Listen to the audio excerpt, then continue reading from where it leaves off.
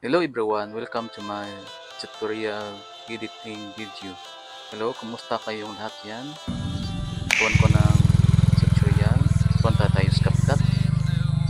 Open ang CapCut. I-add natin yung video, yung na-record natin. Forward ang video, pagpitik sa kamay.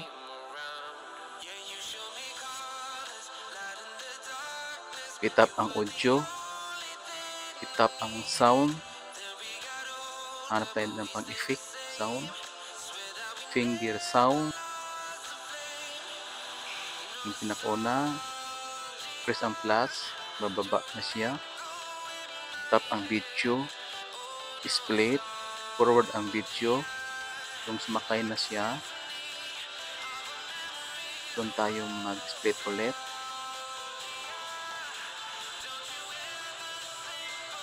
Split, forward ang video. Hanapin natin yung bakante, wala nang tao at saka yung motor.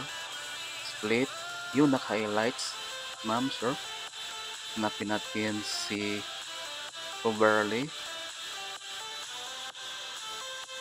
Then long press, drag natin pa kaliwa.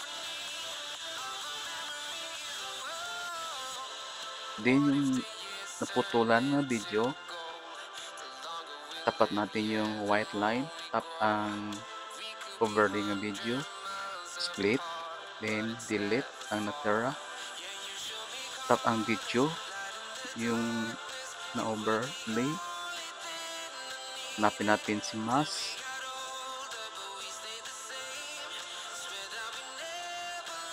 then piliin natin si rectangle, then yung box itakip na lang sa motor.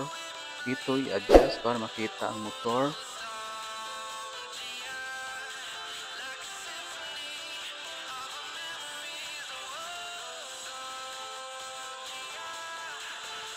Balik, then tap ang adjust, itap ang feeder, adjust natin sa 2 para di malata, check, then play ang video.